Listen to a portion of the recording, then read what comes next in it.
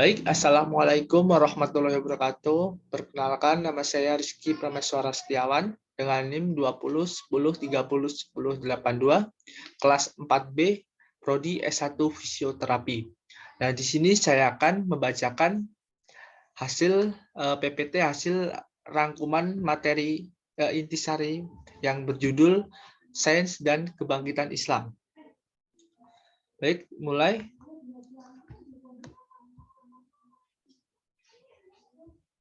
Nah, poin yang pertama yaitu Indonesia sebagai negeri muslim terbesar di dunia sedang mengalami kebangkitan Islam.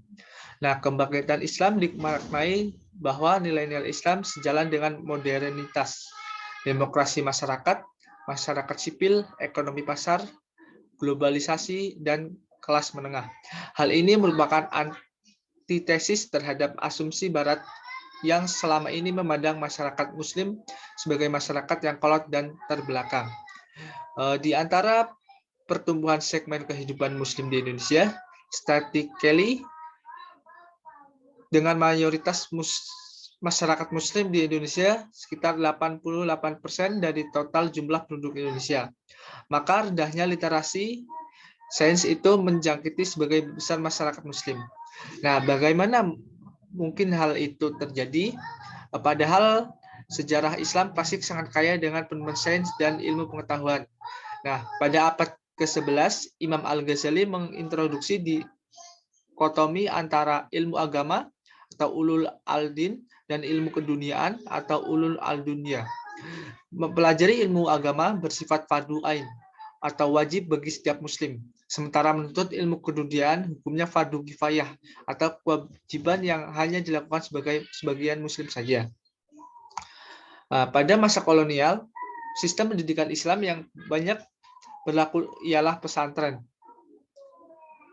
Bagi kaum pesantren yang terpinggirkan dan menganggap kaum kolonial sebagai kafir, sains merupakan produk kolonial yang juga dianggap kafir dan anti-Islam. Oleh karenanya, mereka hanya memilih satu domain pendidikan, yaitu pendidikan agama Islam atau ulul al-din. Nah, sementara itu, ilmu keduniaan, salah satunya ialah ilmu kedokteran, hanya menjadi domain segelintir orang, terutama anak priayi. Nah, Kiai Dahlan, seorang tokoh Muslim awal abad ke-20 di Hindia Belanda, memandang bahwa ada yang keliru dalam praktik dikotomis antara ilmu agama dan ilmu keduniaan, sehingga umat Islam di Nusantara menjadi bodoh dan keterbelakangan. Seharusnya menurut ilmu agama dan ilmu keduniaan menjadi kewajiban bagi setiap muslim. Lanjut poin kedua, modernisasi umat Islam. Nah, kini umat Islam telah mencapai lompatan modernisasi.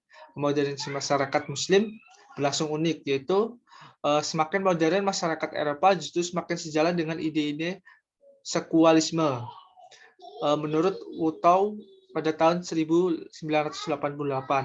Kemudian sebaliknya, semakin modern masyarakat muslim justru semakin memperhatikan nilai-nilai agama. Menurut Hefner pada tahun 2000. Nah, pertumbuhan modernisasi masyarakat muslim ini tidak dapat diabaikan.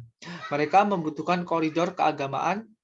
Jika tidak, lama-kelamaan mereka bisa meninggalkan agama atau bahkan mengembangkan bentuk-bentuk agama baru. Umat Islam mengalami kelompatan sejarah dalam belajar agama, seperti dari monopolis segelintir ulama menjadi lebih divergen. Ciri yang paling menonjol di dunia Islam saat ini adalah objektifikasi pengetahuan keagamaan, di mana pengetahuan dan praktik Islam merupakan objek kepentingan bagi sejumlah orang yang kian meningkatkan jumlahnya. Hal ini berbeda dengan masa lalu di mana pengetahuan agama hanya dimonopoli segelintir ulama. Nah, pertumbuhan umat Islam yang berpendidikan modern membangun kesadaran tentang pentingnya umat Islam menguasai sains dan teknologi untuk merebut kembali kejayaan Islam yang sempat terenggut oleh sejarah.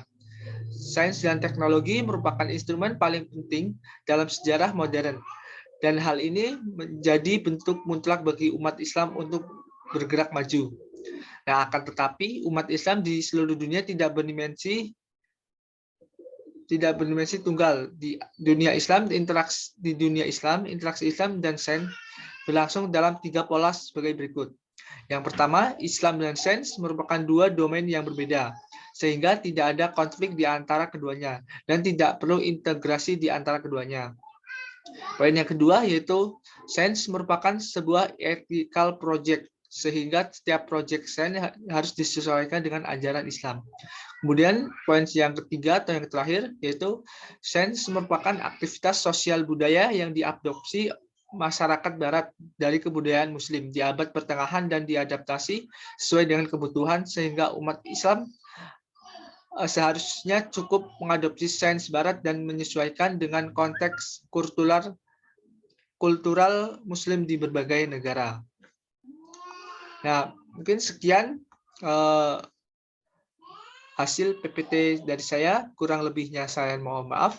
Wassalamualaikum warahmatullahi wabarakatuh.